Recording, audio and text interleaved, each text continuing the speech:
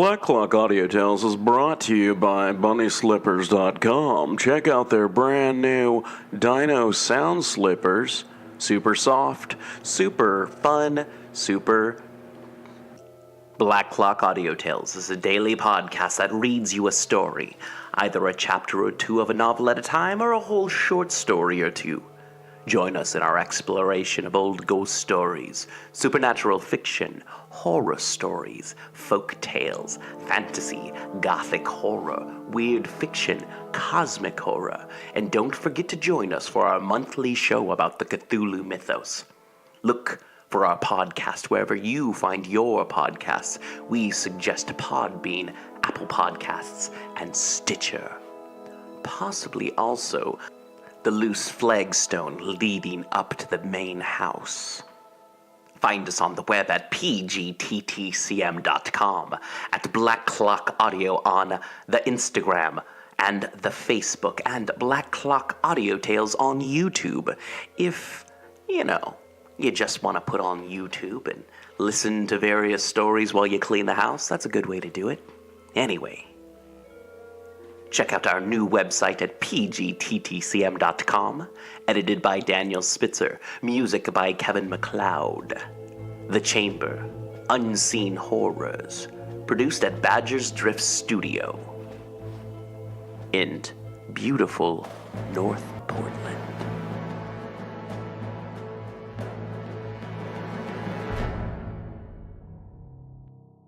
Recording by Caden Clegg, thelunarisland.blogspot.com. Letter 1. St. Petersburg, December 11th, at an undisclosed time in the 1700s. To Mrs. Saville, England. You will rejoice to hear that no disaster has accompanied the commencement of an enterprise which you have regarded with such evil forebodings.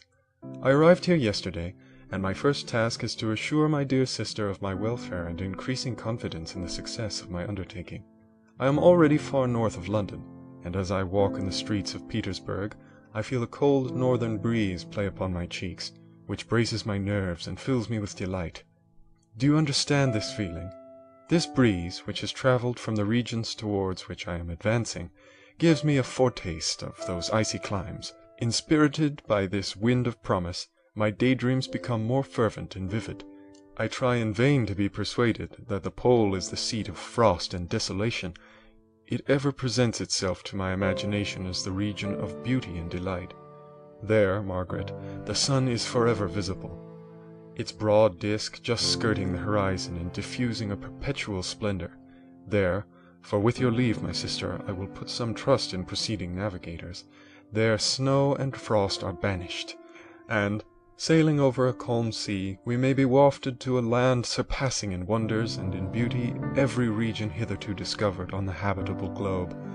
Its productions and features may be without example, as the phenomena of the heavenly bodies undoubtedly are in these undiscovered solitudes. What may not be expected in a country of eternal light? I may there discover the wondrous power which tracks the needle and may regulate 1,000 celestial observations that require only this voyage to render their seeming eccentricities consistent forever. I shall satiate my ardent curiosity with the sight of a part of the world never before visited, and may tread a land never before imprinted by the foot of man. These are my enticements, and they are sufficient to conquer all fear of danger or death, and to induce me to commence this laborious voyage with the joy a child feels when he embarks in a little boat with his holiday mates on an expedition of discovery up his native river. But, supposing all these conjectures to be false, you cannot contest the inestimable benefit which I shall confer on all mankind, the last generation, by discovering a passage near the pole to these countries, to reach which at present so many months are requisite, or by ascertaining the secret of the magnet, which, if at all possible, can only be effected by an undertaking such as mine. These reflections have dispelled the agitation with which I began my letter, and I feel my heart glow with an enthusiasm which elevates me to heaven, for nothing contributes so much to tranquilize the mind as a steady purpose, a point on which the soul may fix its intellectual eye. This expedition has been the favorite dream of my early years. I have read with ardor the accounts of the various voyages which have been made in the prospect of arriving at the North Pacific Ocean, through the seas which surround the pole. You may remember that a history of all the voyages made for purposes of discovery composed the whole of our good Uncle Thomas' library. My education was neglected, yet I was passionately fond of reading. These volumes were my study day and night, and my familiarity with them increased that regret which I had felt as a child on learning that my father's dying injunction had forbidden my uncle to allow me to embark in a seafaring life. These visions faded when I perused for the first time those poets whose effusions entranced my soul and lifted it to heaven. I also became a poet, and for 1 year lived in a paradise of my own creation. I imagined that I might also obtain a niche in the temple where the names of Homer and Shakespeare are consecrated. You are well acquainted with my failure and how heavily I bore the disappointment, but just at that time I inherited the fortune of my cousin, and my thoughts were turned into the channel of their earlier bent. 6 years have passed since I resolved on my present undertaking. I can, even now, remember the hour from which I dedicated myself to this great enterprise. I commenced by inuring my body to hardship. I accompanied the whale fishers on several expeditions to the North Sea. I voluntarily endured cold, famine, thirst, and want of sleep. I often worked harder than the common sailors during the day, and devoted my nights to the study of mathematics, the theory of medicine, and those branches of physical science from which a naval adventurer might derive the greatest practical advantage. Twice I actually hired myself as an undermate in a Greenland whaler, and acquitted myself to admiration. I must own I felt a little proud when my captain offered me the second dignity in the vessel, and entreated me to remain with the greatest earnestness. So valuable did he consider my services. And now, my dear Margaret, do I not deserve to accomplish some great purpose? My life might have been passed in ease and luxury, but I preferred glory to every enticement that wealth placed in my path. Oh, that some encouraging voice would answer in the affirmative! My courage and my resolution is firm, but my hopes fluctuate, and my spirits are often depressed. I am about to proceed on a long and difficult voyage, the emergencies of which will demand all my fortitude. I am required not only to raise the spirits of others, but sometimes to sustain my own when theirs are failing. This is the most favorable period for traveling in Russia. They fly quickly over the snow in their sledges, the motion is pleasant, and in my opinion far more agreeable than that of an English stagecoach. The cold is not excessive, if you are wrapped in furs, a dress which I have already adopted, for there is a great difference between walking the deck and remaining seated motionless for hours, when no exercise prevents the blood from actually freezing in your veins. I have no ambition to lose my life on the post road between St. Petersburg and Archangel.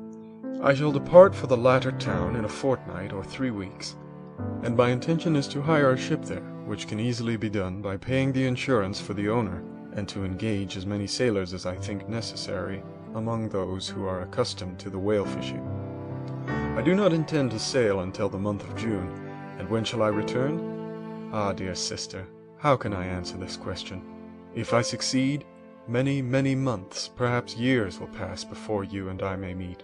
If I fail, you will see me again soon, or never. Farewell, my dear, excellent Margaret. Heaven shower down blessings on you, and save me, that I may again and again testify my gratitude for all your love and kindness. Your affectionate brother, R. Walton. Letter 2. Archangel, 28th March, at an undisclosed time in the 1700s. To Mrs. Seville, England. How slowly the time passes here, encompassed as I am by frost and snow. Yet a second step is taken towards my enterprise. I have hired a vessel, and am occupied in collecting my sailors. Those whom I have already engaged appear to be men on whom I can depend, and are certainly possessed of dauntless courage. But I have one want which I have never yet been able to satisfy, and the absence of the object of which I now feel as a most severe evil. I have no friend, Margaret. When I am glowing with the enthusiasm of success, there will be none to participate my joy. If I am assailed by disappointment, no one will endeavor to sustain me in dejection. I shall commit my thoughts to paper, it is true, but that is a poor medium for the communication of feeling. I desire the company of a man who could sympathize with me, whose eyes would reply to mine. You may deem me romantic, my dear sister, but I bitterly feel the want of a friend. I have no one near me, gentle yet courageous, possessed of a cultivated as well as of a capacious mind, whose tastes are like my own, to approve or amend my plans. How would such a friend repair the faults of your poor brother? I am too ardent in execution and too impatient of difficulties, but it is still greater evil to me that I am self-educated. For the first 14 years of my life I ran wild on a common and read nothing but our Uncle Thomas' books of voyages. At that age I became acquainted with the celebrated poets of our own country, but it was only when it had ceased to be in my power to derive its most important benefits from such a conviction that I perceived the necessity of becoming acquainted with more languages than that of my native country. Now I am 28, and am in reality more illiterate than many schoolboys of 15. It is true that I have thought more, and that my daydreams are more extended and magnificent, but they want, as the painters call it, keeping, and I greatly need a friend who would have sense enough not to despise me as a romantic, and affection enough for me to endeavor to regulate my mind. Well, these are useless complaints. I shall certainly find no friend on the wide ocean, nor even here in Archangel, among merchants and seamen. Yet some feelings, unallied to the dross of human nature, beat even these rugged bosoms. My lieutenant, for instance, is a man of wonderful courage and enterprise. He is madly desirous of glory, or rather, to word my phrase more characteristically, of advancement in his profession. He is an Englishman, and in the midst of national and professional prejudices, unsoftened by cultivation, retains some of the noblest endowments of humanity. I first became acquainted with him on board a whale vessel. Finding that he was unemployed in this city, I easily engaged him to assist in my enterprise. The master is a person of excellent disposition, and is remarkable in the ship for his gentleness and the mildness of his discipline. This circumstance, added to his well-known integrity and dauntless courage, made me very desirous to engage him. A youth passed in solitude, my best years spent under your gentle and feminine fosterage, has so refined the groundwork of my character that I cannot overcome an intense distaste to the usual brutality exercised on board ship. I have never believed it to be necessary, and when I heard of a mariner equally noted for his kindliness of heart and the respect and obedience paid to him by his crew, I felt myself peculiarly fortunate in being able to secure his services. I heard of him first in rather a romantic manner, from a lady who owes to him the happiness of her life. This, briefly, is his story. Some years ago he loved a Russian lady of moderate fortune, and having amassed a considerable sum of prize money, the father of the girl consented to the match. He saw his mistress once before the destined ceremony, but she was bathed in tears, and throwing herself at his feet, entreated him to spare her, confessing at the same time that she loved another, but that he was poor, and that her father would never consent to the union. My generous friend reassured the suppliant, and on being informed of the name of her lover, instantly abandoned his pursuit. He had already bought a farm with his money, on which he had designed to pass the remainder of his life, but he bestowed the whole on his rival, together with the remains of his prize money to purchase stock, and then himself solicited the young woman's father to consent to her marriage with her lover. But the old man decidedly refused, thinking himself bound in honor to my friend, who, when he found the father inexorable, quitted his country, nor returned until he heard that his former mistress was married according to her inclinations. What a noble fellow, you will exclaim. He is so, but then he is wholly uneducated. He is as silent as a Turk, and a kind of ignorant carelessness attends him, which, while it renders his conduct the more astonishing, detracts from the interest and sympathy which otherwise he would command. Yet do not suppose, because I complain a little, or because I can conceive a consolation for my toils which I may never know, that I am wavering in my resolutions. Those are fixed as fate, and my voyage is only now delayed until the weather shall permit my embarkation. The winter has been dreadfully severe, but the spring promises well, and it is considered as a remarkably early season, so that perhaps I may sail sooner than I expected. I shall do nothing rashly. You know me sufficiently to confide in my prudence and considerateness whenever the safety of others is committed to my care. I cannot describe to you my sensations on the near prospect of my undertaking. It is impossible to communicate to you a conception of the trembling sensation, half pleasurable and half fearful, with which I am preparing to depart. I am going to unexplored regions, to the land of mist and snow, but I shall kill no albatross, therefore do not be alarmed for my safety, or if I should come back to you as worn and woeful as the ancient mariner. You will smile at my illusion, but I will disclose a secret. I have often attributed my attachment to, my passionate enthusiasm for, the dangerous mysteries of ocean to that production of the most imaginative of modern poets. There is something at work in my soul which I do not understand. I am practically industrious, painstaking, a workman to execute with perseverance and labor, but besides this there is a love for the marvelous, a belief in the marvelous, intertwined in all my projects, which hurries me out of the common pathways of men, even to the wild sea and unvisited regions I am about to explore. But to return to dearer considerations. Shall I meet you again, after having traversed immense seas and returned by the most southern cape of Africa or America? I dare not expect such success, yet I cannot bear to look on the reverse of the picture. Continue for the present to write to me, by every opportunity. I may receive your letters on some occasions when I need them most to support my spirits. I love you very tenderly. Remember me with affection, should you never hear from me again. Your affectionate brother, Robert Walton. Letter 3. July 7th, at an undisclosed time in the 1700s. To Mrs. Seville, England. My dear sister, I write a few lines in haste to say that I am safe, and well advanced on my voyage. This letter will reach England by a merchantman, now on its homeward voyage from Archangel, more fortunate than I, who may not see my native land perhaps for many years. I am, however, in good spirits. My men are bold and apparently firm of purpose. Nor do the floating sheets of ice that continually pass us, indicating the dangers of the region towards which we are advancing, appear to dismay them. We have already reached a very high latitude, but it is the height of summer, and although not so warm as in England, the southern gales, which blow us speedily towards those shores which I so ardently desire to attain, breathe a degree of renovating warmth which I had not expected. No incidents have hitherto befallen us that would make a figure in a letter. One or two stiff gales and the springing of a leak are accidents which experienced navigators scarcely remember to record, and I shall be well content if nothing worse should happen to us during our voyage. Adieu, my dear Margaret. Be assured that for my own sake, as well as yours, I will not rashly encounter danger. I will be cool, persevering, and prudent. But success shall crown my endeavors. Wherefore not? Thus far I have gone, tracing a secure way over the pathless seas, the very stars themselves being witnesses and testimonies of my triumph. Why not still proceed over the untamed yet obedient element? What can stop the determined heart and resolved will of man?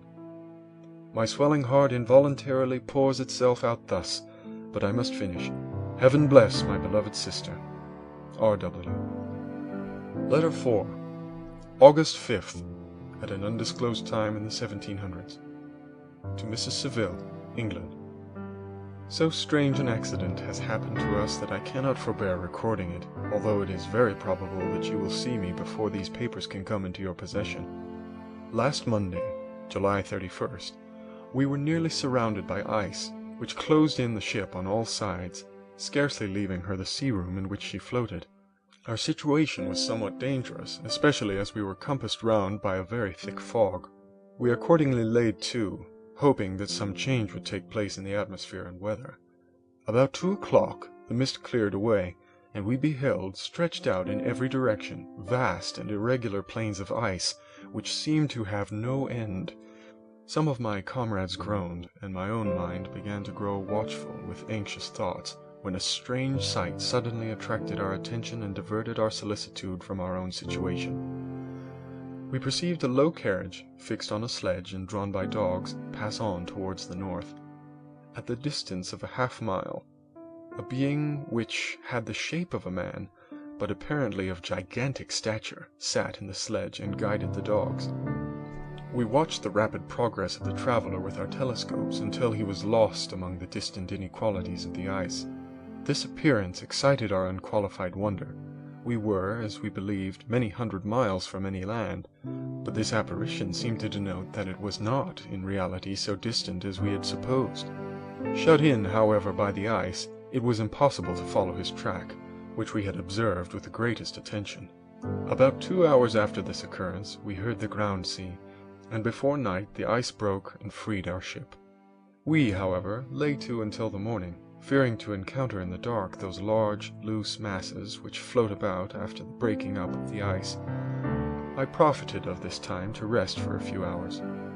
In the morning, however, as soon as it was light, I went upon deck and found all the sailors busy on one side of the vessel, apparently talking to someone in the sea. It was, in fact, a sledge, like that we had seen before, which had drifted towards us in the night on a large fragment of ice. Only one dog remained alive, but there was a human being within it, whom the sailors were persuading to enter the vessel. He was not, as the other travelers seemed to be, a savage inhabitant of some undiscovered island, but a European. When I appeared on deck, the master said, "Here is our captain, and he will not allow you to perish on the open sea." On perceiving me, the stranger addressed me in English, although with a foreign accent. "Before I come aboard your vessel," said he, "will you have the kindness to inform me whither you are bound?" You may conceive my astonishment on hearing such a question addressed to me from a man on the brink of destruction, and to whom I should have supposed that my vessel would have been a resource which he would not have exchanged for the most precious wealth the earth can afford. I replied, however, that we were on a voyage of discovery towards the northern pole. Upon hearing this, he appeared satisfied and consented to come on board. Good God, Margaret, if you had seen the man who thus capitulated for his safety, your surprise would have been boundless. His limbs were nearly frozen, and his body dreadfully emaciated by fatigue and suffering. I never saw a man in so wretched a condition. We attempted to carry him into the cabin, but as soon as he had quitted the fresh air, he fainted.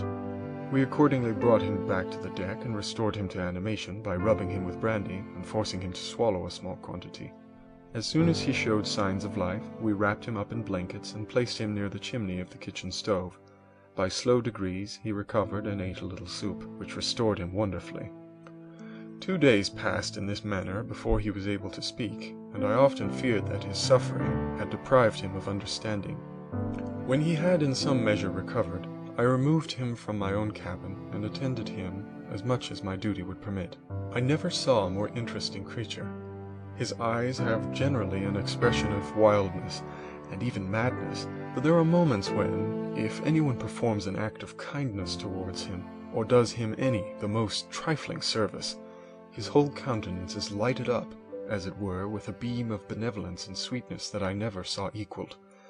But he is generally melancholy and despairing, and sometimes he gnashes his teeth, as if impatient of the weight of woes that oppresses him. When my guest was a little recovered, I had great trouble to keep off the men, who wished to ask him 1,000 questions, but I would not allow him to be tormented by their idle curiosity, in a state of body and mind whose restoration evidently depended upon entire repose. Once, however, the lieutenant asked why he had come so far upon the ice in so strange a vehicle. His countenance instantly assumed an aspect of the deepest gloom, and he replied, "To seek the one who fled from me." "And did the man whom you pursued travel in the same fashion?" "Yes." "Then I fancy we have seen him, for the day before we picked you up, we saw some dogs drawing a sledge, with a man in it, across the ice." This aroused the stranger's attention, and he asked a multitude of questions concerning the route which the demon, as he called him, had pursued. Soon after, when he was alone with me, he said, "I have doubtless excited your curiosity, as well as that of these good people, but you are too considerate to make inquiries." "Certainly. It would indeed be very impertinent and inhuman in me to trouble you with any inquisitiveness of mine. And yet you rescued me from a strange and perilous situation. You have benevolently restored me to life." Soon after this he inquired if I thought that the breaking up of the ice had destroyed the other sledge. I replied that I could not answer with any degree of certainty, for the ice had not broken until near midnight, and the traveler might have arrived at a place of safety before that time. But of this I could not judge. From this time a new spirit of life animated the decaying frame of the stranger. He manifested the greatest eagerness to be upon deck to watch for the sledge which had before appeared, but I have persuaded him to remain in the cabin, for he is far too weak to sustain the rawness of the atmosphere. I have promised that someone should watch for him and give him instant notice if any new object should appear in sight. Such is my journal of what relates to this strange occurrence up to the present day. The stranger has gradually improved in health, but is very silent and appears uneasy when anyone except myself enters his cabin. Yet his manners are so conciliating and gentle that the sailors are all interested in him, although they have had very little communication with him. For my own part, I began to love him as a brother, and his constant and deep grief fills me with sympathy and compassion. He must have been a noble creature in his better days, being even now in wreck so attractive and amiable. I said in one of my letters, my dear Margaret, that I should find no friend on the wide ocean. Yet I have found a man who, before his spirit had been broken by misery, I should have been happy to have possessed as the brother of my heart. I shall continue my journal concerning the stranger at intervals, should I have any fresh incidents to record. August 13th, at an undisclosed time in the 1700s. My affection for my guest increases every day. He excites at once my admiration and my pity to an astonishing degree. How can I see so noble a creature destroyed by misery without feeling the most poignant grief? He is so gentle, yet so wise. His mind is so cultivated, and when he speaks, although his words are cold with the choicest art, yet they flow with rapidity and unparalleled eloquence. He is now much recovered from his illness, and is continually on the deck, apparently watching for the sledge that preceded his own.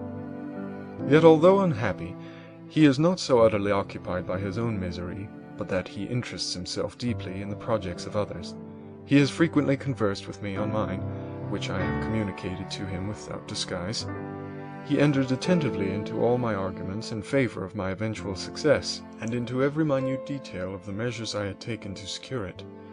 I was easily led by the sympathy which he evinced to use the language of my heart, to give utterance to the burning ardor of my soul, and to say, with all the fervor that warmed me, how gladly I would sacrifice my fortune, my existence, my every hope, to furtherance of my enterprise. One man's life or death were but a small price to pay for the acquirement of the knowledge which I sought, for the dominion I should acquire and transmit over the elemental foes of our race. As I spoke, a dark gloom spread over my listener's countenance. At first I perceived that he tried to suppress his emotion. He placed his hands before his eyes, and my voice quivered and failed me, as I beheld tears trickle fast from between his fingers.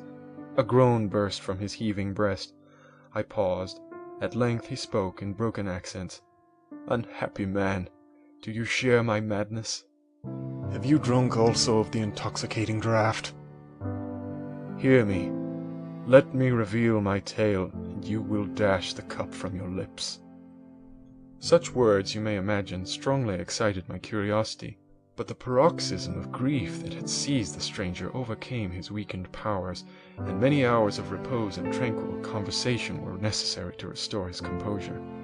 Having conquered the violence of his feelings, he appeared to despise himself for being the slave of passion, and quelling the dark tyranny of despair, he led me again to converse concerning myself personally. He asked me the history of my earlier years. The tale was quickly told, but it awakened various trains of reflection. I spoke of my desire of finding a friend, of my thirst for a more intimate sympathy with a fellow mind than had ever fallen to my lot, and expressed my conviction that a man could boast of little happiness who did not enjoy this blessing. "I agree with you," replied the stranger. "We are unfashioned creatures, but half made up. If one wiser, better, dearer than ourselves, such a friend ought to be, do not lend his aid to perfectionate our weak and faulty natures. I once had a friend, the most noble of human creatures, and I am entitled, therefore, to judge respecting friendship. You have hope and the world before you, and have no cause for despair, but I have lost everything and cannot begin life anew." As he said this, his countenance became expressive of a calm, settled grief that touched me to the heart, but he was silent and presently retired to his cabin. Even broken in spirit as he is, no one can feel more deeply than he does the beauties of nature. The starry sky, the sea, and every sight afforded by these wonderful regions seem still to have the power of elevating his soul from earth. Such a man has double existence. He may suffer misery and be overwhelmed by disappointments, yet when he is retired into himself, he will be like a celestial spirit that has a halo around him, within whose circle no grief or folly ventures. Will you smile at the enthusiasm I express concerning this divine wanderer? You would not if you saw him. You have been tutored and refined by books and retirement from the world, and you are therefore somewhat fastidious, but this only renders you the more fit to appreciate the extraordinary merits of this wonderful man. Sometimes I have endeavored to discover what quality it is that he possesses that elevates him so immeasurably above any other person I ever knew. I believe it to be an intuitive discernment, a quick but never failing power of judgment, a penetration into the causes of things, unequaled for clearness and precision. Add to this a facility of expression and a voice whose varied intonations are soul-subduing music. August 19th, at an undisclosed time in the 1700s. Yesterday the stranger said to me, "You may easily perceive, Captain Walton, that I have suffered great and unparalleled misfortunes. I had determined at one time that the memory of these evils should die with me, but you have won me to alter my determination. You seek for knowledge and wisdom as I once did, and I ardently hope that the gratification of your wishes may not be a serpent to sting you, as mine has been. I do not know that the relation of my disasters will be useful to you, yet when I reflect that you are pursuing the same course, exposing yourself to the same dangers which have rendered me what I am, I imagine that you may deduce an apt moral from my tale, one that may direct you if you succeed in your undertaking and console you in case of failure. Prepare to hear of occurrences which are usually deemed marvelous. Were we among the tamer scenes of nature, I might fear to encounter your unbelief, perhaps your ridicule, but many things will appear possible in these wild and mysterious regions which would provoke the laughter of those unacquainted with the ever-varied powers of nature. Nor can I doubt but that my tale conveys in its series internal evidence of the truth of the events of which it is composed. You may easily imagine that I was much gratified by the offered communication, yet I could not endure that he should renew his grief by a recital of his misfortunes. I felt the greatest eagerness to hear the promised narrative, partly from curiosity and partly from a strong desire to ameliorate his fate if it were in my power. I expressed these feelings in my answer. "I thank you," he replied, "for your sympathy, but it is useless. My fate is nearly fulfilled. I wait but for one event, and then I shall repose in peace. I understand your feeling," continued he, perceiving that I wished to interrupt him, "but you are mistaken, my friend, if thus you will allow me to name you. Nothing can alter my destiny. Listen to my history, and you will perceive how irrevocably it is determined." He then told me that he would commence his narrative the next day when I should be at leisure. This promise drew from me the warmest thanks. I have resolved every night, when I am not imperatively occupied by my duties, to record as nearly as possible in his own words what he has related during the day. If I should be engaged, I will at least make notes. This manuscript will doubtless afford you the greatest pleasure, but to me, who know him, and who hear it from his own lips, with what interest and sympathy shall I read it in some future day? Even now, as I commence my task, his full-toned voice swells in my ears, his lustrous eyes dwell on me with all their melancholy sweetness. I see his thin hand raised in animation, while the lineaments of his face are irradiated by the soul within. Strange and harrowing must be his story, frightful the storm which embraced the gallant vessel on its course and wrecked it thus. I am by birth a Genevese, and my family is one of the most distinguished of that republic. My ancestors had been for many years councillors and syndics, and my father had filled several public situations with honor and reputation. He was respected by all who knew him for his integrity and indefatigable attention to public business. He passed his younger days perpetually occupied by the affairs of his country. A variety of circumstances had prevented his marrying early, nor was it until the decline of life that he became a husband and the father of a family. As the circumstances of his marriage illustrate his character, I cannot refrain from relating them. One of his most intimate friends was a merchant who, from a flourishing state, fell through numerous mischances into poverty. This man, whose name was Buford, was a proud and unbending disposition, and could not bear to live in poverty and oblivion in the same country where he had formerly been distinguished for his rank and magnificence. Having paid his debts, therefore, in the most honorable manner, he retreated with his daughter to the town of Lucerne, where he lived unknown and in wretchedness. My father loved Buford with the truest friendship, and was deeply grieved by his retreat in these unfortunate circumstances. He bitterly deplored the false pride which led his friend to a conduct so little worthy of the affection that united them. He lost no time in endeavoring to seek him out, with the hope of persuading him to begin the world again through his credit and assistance. Buford had taken effectual measures to conceal himself, and it was 10 months before my father discovered his abode. Overjoyed at this discovery, he hastened to the house, which was situated in a mean street near the roofs. But when he entered, misery and despair alone welcomed him.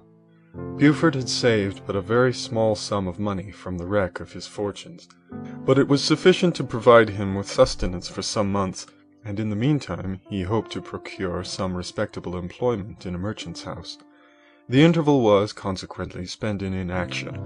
His grief only became more deep and rankling when he had leisure for reflection, and at length it took so fast hold of his mind that at the end of 3 months he lay on a bed of sickness, incapable of any exertion. His daughter attended him with the greatest tenderness, but she saw with despair that their little fund was rapidly decreasing, and that there was no other prospect of support. But Caroline Buford possessed a mind of an uncommon mould, and her courage rose to support her in her adversity. She procured plain work, she plaited straw, and by various means contrived to earn a pittance scarcely sufficient to support life. Several months passed in this manner. Her father grew worse, her time was more entirely occupied in attending him. Her means of subsistence decreased, and in the 10th month her father died in her arms, leaving her an orphan and a beggar. This last blow overcame her, and she knelt by Buford's coffin, weeping bitterly. When my father entered the chamber, he came like a protecting spirit to the poor girl, who committed herself to his care, and after the interment of his friend, he conducted her to Geneva and placed her under the protection of a relation. 2 years after this event, Caroline became his wife. There was a considerable difference between the ages of my parents, but this circumstance seemed to unite them only closer in bonds of devoted affection. There was a sense of justice in my father's upright mind which rendered it necessary that he should approve highly to love strongly. Perhaps during former years he had suffered from the late discovered unworthiness of one beloved, and so was disposed to set a greater value on tried worth. There was a show of gratitude and worship in his attachment to my mother, differing wholly from the doting fondness of age, for it was inspired by reverence for her virtues, and a desire to be the means of, in some degree, recompensing her for the sorrows she had endured, but which gave inexpressible grace to his behaviour to her. Everything was made to yield to her wishes and her convenience. He strove to shelter her, as a fair exotic is sheltered by the gardener, from every rougher wind, and to surround her with all that could tend to excite pleasurable emotion in her soft and benevolent mind. Her health, and even the tranquillity of her hitherto constant spirit, had been shaken by what she had gone through.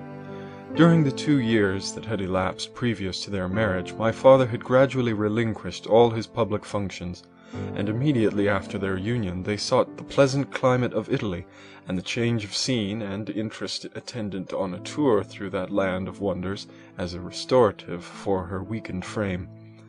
From Italy they visited Germany and France. I, their eldest child, was born in Naples, and as an infant accompanied them in their rambles. I remained for several years their only child. Much as they were attached to each other, they seemed to draw inexhaustible stores of affection from a very mine of love to bestow them upon me.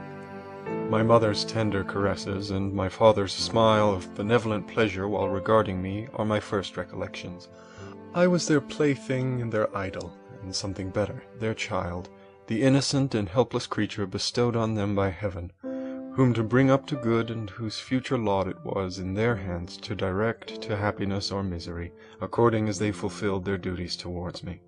With this deep consciousness of what they owed towards the being to which they had given life, added to the active spirit of tenderness that animated both, it may be imagined that while during every hour of my infant life I received a lesson of patience, of charity, and of self-control, I was so guided by a silken cord that all seemed but one train of enjoyment to me. For a long time I was their only care. My mother had much desired to have a daughter, but I continued their single offspring. When I was about 5 years old, while making an excursion beyond the frontiers of Italy, they passed a week on the shores of the lake of Como. Their benevolent disposition often made them enter the cottages of the poor. This, to my mother, was more than a duty. It was a necessity, a passion, remembering what she had suffered and how she had been relieved, for her to act in turn, the guardian angel to the afflicted. During one of their walks, a poor cot in the foldings of a veil attracted their notice as being singularly disconsolate, while the number of half-clothed children gathered about it spoke of penury in its worst shape. One day, when my father had gone by himself to Milan, my mother, accompanied by me, visited this abode. She found a peasant and his wife, hard-working, bent down by care and labor, distributing a scanty meal to 5 hungry babes. Among these there was one which attracted my mother far above all the rest. She appeared of a different stock.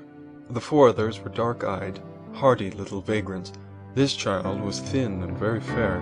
Her hair was the brightest living gold, and despite the poverty of her clothing, seemed to set a crown of distinction on her head. Her brow was clear and ample, her blue eyes cloudless, and her lips and the moulding of her face so expressive of sensibility and sweetness that none could behold her without looking on her as of a distinct species, a being heaven-sent and bearing a celestial stamp in all her features. The peasant woman, perceiving that my mother fixed eyes of wonder and admiration on this lovely girl, eagerly communicated her history. She was not her child, but the daughter of a Milanese nobleman. Her mother was a German and had died on giving birth. The infant had been placed with these good people to nurse. They were better off then. They had not been long married, and their eldest child was but just born. The father of their charge was one of those Italians nursed in the memory of the antique glory of Italy, one among the Schiavi Agnor Frumenti, who exerted himself to obtain the liberty of his country. He became the victim of its weakness. Whether he had died or still lingered in the dungeons of Austria was not known. His property was confiscated. His child became an orphan and a beggar. She continued with her foster parents and bloomed in their rude abode, fairer than a garden rose among dark-leaved brambles. When my father returned from Milan, he found playing with me in the hall of our villa a child fairer than pictured cherub, a creature who seemed to shed radiance from her looks, and whose form and motions were lighter than the chamois of the hills. The apparition was soon explained. With his permission, my mother prevailed on her rustic guardians to yield their charge to her.